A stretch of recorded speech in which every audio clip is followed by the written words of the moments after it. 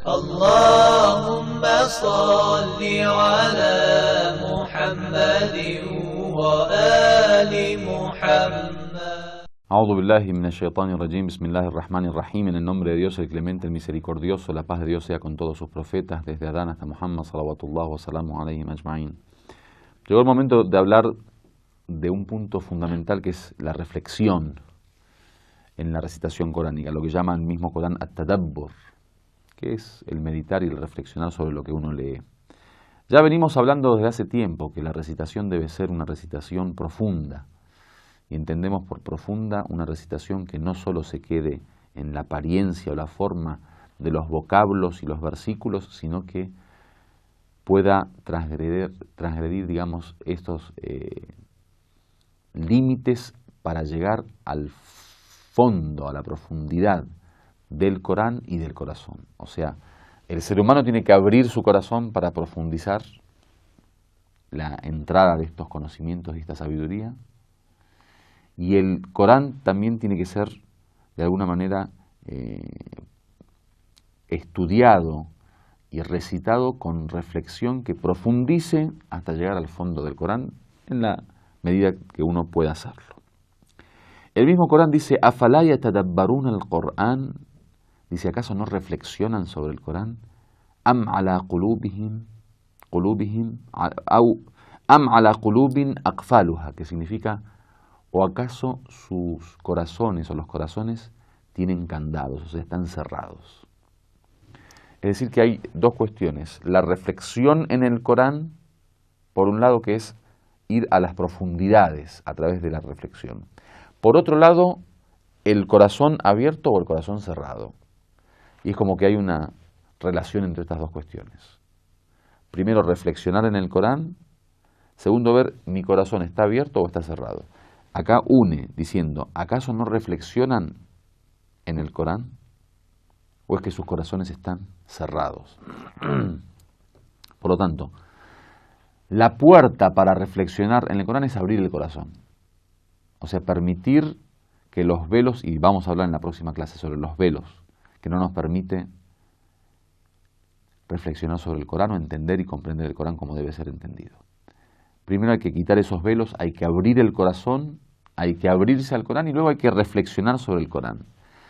En otra dice, Alam ya'ni lilladina amanu an takhsha' qulubuhum li dhikrillah. Dice, ¿acaso ya no ha llegado el momento para los creyentes, aquellos que creen, que sus corazones sientan obediencia, sientan sometimiento, sientan entrega con el recuerdo de Dios? O sea, cuando se recuerda a Dios, cuando se recuerda el Corán, cuando se recuerda la palabra de Dios, el mensaje de Dios, ¿acaso los corazones de los creyentes no ha llegado el momento de que se sometan? De que ahora sientan atracción por ello y que puedan de alguna manera obedecer. وَمَا نَزَلَ مِنَ الْحَقِّ, y sobre aquello que fue revelado de la verdad, o sea, el recuerdo de Dios y aquello que fue revelado de la verdad. وَلَا يَكُونُوا كَالَّذِينَ أُوتُوا الْكِتَابَ مِنْ قَبْلِ فَطَالَ عَلَيْهِمِ الْأَمَدُ فَقَسَتْ قُلُوبُهُمْ. Dice que no sean como aquellos que les fue entregado el libro, pero que no se interesaron por el libro, digamos, no dieron la importancia que tenían que dar, no reflexionaron sobre él, no lo aprendieron como debía aprender. Dice, entonces sus corazones se endurecieron.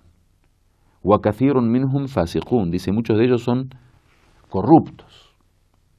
Entonces, está claro que el Corán debe ser estudiado, leído y recitado con reflexión. En un hadith del profeta dice, Inni la a'jabu kayfa la ashib idha qara'tu al-Qur'an. Dice, me asombra cómo no es que se me ponen blancos los pelos, me transformo en canoso, digamos, se me pone canoso el pelo cuando leo el Corán. Por la, digamos, el poder que tiene el Corán en su conocimiento, en su sabiduría, en sus consejos, en sus historias, por esa fuerza que tiene, por lo que significa la profundidad del Corán. Dice que si uno lee el Corán como debe ser leído, hasta su pelo tendría que encanecerse. El Imam Ali dice, Alá la khayra fi ilmin laysa fihi tafahum. Dice, ciertamente no existe beneficio o bien en una ciencia o en un conocimiento que no tenga comprensión, entendimiento. O sea, la ciencia, la sabiduría, el conocimiento, la información hay que entenderla. Muchos tienen información, pero no la entienden. ¿Qué es entender? El que esa información transforme al ser humano. Por ejemplo, aquel que sabe que el fumar perjudica, pero fuma. Ese es un conocimiento sin entendimiento.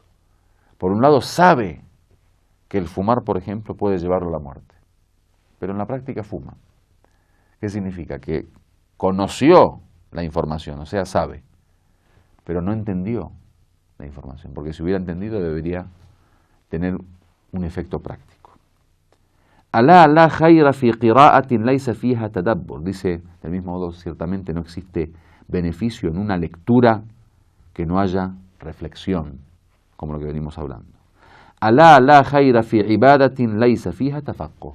Dice, y tampoco existe beneficio en una adoración o en un acto de devoción que no haya en comprensión profunda, entendimiento profunda. El tafaqquh es el entender profundamente algo. Tenemos el caso de mucha gente que son devotos, entre comillas, en apariencia, pero que no entendieron con profundidad su devoción. Dimos el ejemplo de una persona que durante muchísimos años había adorado a Dios y que al final le pedía a Dios que por favor me gustaría que bajes con tu burro para que comas del pasto de mi jardín. O sea, adoraba a un Dios a su manera, ¿no? Que yo ahora no voy a hablar de que si Dios le acepta su adoración o no, o si va al paraíso o al infierno. Estoy hablando de la importancia del entendimiento y la comprensión profunda en la adoración. Cuando uno adora debe saber a quién adora, cómo adorarlo, por qué adorarlo, la filosofía de la adoración. En otro hadith, por ejemplo, hablan de que el imam Ali, alayhi salam, habló de Jabir ibn Abdullah, un compañero, que lo trató de sabio. Dijo, وَوَصَفَهُ بِالْعِلْمِ. Dijo, esta persona es una persona de sabiduría, de conocimiento. Y dice que le preguntó a una persona, Tasif Jabiran bil-ilm wa anta ant. Dice, ¿cómo? Vos siendo Amir al-Mu'minin, siendo Ali ibn Abi Talib, siendo el imam Ali, hablas de fulano, de tal persona de Jabir, como un sabio. O sea, como diciendo, por ejemplo, que venga un profesor de profesores en la universidad y que hable de un alumno de primer año como siendo el gran sabio, o es un sabio. Entonces uno dice, ¿cómo? ¿Usted que es profesor de profesores? Dice de tal persona que es un sabio, ¿cómo es? La respuesta del imam Ali, innahu kana ya'rif tafsir qawlihi ta'ala, inna alladhi farada alayka al-Qur'an laraduka ila ma'ad. Dice, lo traté de sabio porque conocía el tafsir, la exégesis o la interpretación de la aleya, ciertamente aquel que te otorgó el Corán, te impuso, digamos, la luz y la sabiduría del Corán, te hará volver